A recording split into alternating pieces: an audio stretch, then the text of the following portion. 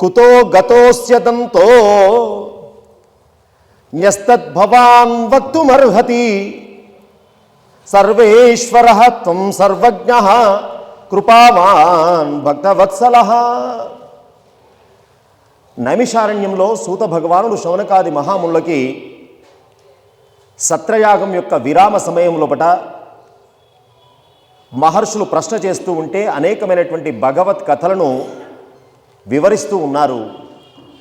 తమ గురువైనటువంటి శ్రీ వేదవ్యాస భగవానుడు ఏదైతే తమకు ఉపదేశించినారో ఆ పురాణాలన్నిటినీ కూడా సత్రయాగం వేదికగా శౌనకాది మహామునులకు వివరిస్తున్నారు సూత భగవానుడు. ఆ కథా పరంపరలో ఆదౌ పూజ్యో గణాధిపః, మొట్టమొదలు పూజించేటువంటి దైవంగా సమస్తమైనటువంటి గణములకు అధిపతిగా దేవతలందరి చేత ఆమోదింపబడి నియమింపబడి పట్టాభిషిక్తుడైనటువంటి గణపతి యొక్క వృత్తాంతం గురించి వివరిస్తూ ఉన్నారు. ఆశ్చర్యం చూడండి, శంకరుడు పెళ్లి చేసుకుందామనుకున్నా మొట్టమొదలు గణపతి పూజ చేయాల్సిందే. ఆయన పెళ్లి చేద్దామనుకున్నా ఆయన కొడుకు పూజ చేయాల్సిందే. అదేంటి సార్, పెళ్లి కాకముందు కొడుకు ఎక్కడిది, ఈ కొడుకు పూజ ఏంటి మొదలు అని అప్పుడప్పుడు ఆశ్చర్యం కలగవచ్చు గాక మనకు.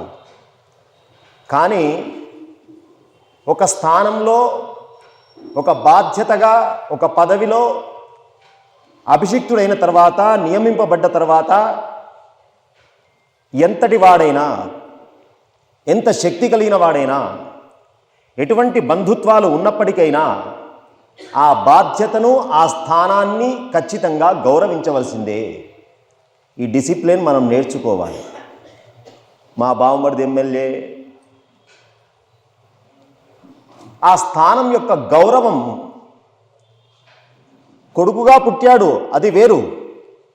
పుట్టడానికి ఒక ఐడెంటిఫికేషన్ ఖచ్చితంగా తల్లిదండ్రుల యొక్క అవసరం ఉంటుంది. పుట్టిన తర్వాత ఆ పిల్లవాడు తన శక్తితో ఒక గొప్పనైనటువంటి యోగ్యత, ఒక స్థానాన్ని సంపాదించుకున్నాడు. ఆ స్థానాన్ని సమస్తమైనటువంటి దేవతలు, మునులు, ఋషులు, సమస్తమైనటువంటి గణాలు ఆమోదించాయి. అంత స్థానంలో ఉన్నాడు కాబట్టే ఆ స్థానానికి శంకరుడు కూడా గౌరవం ఇస్తాడు.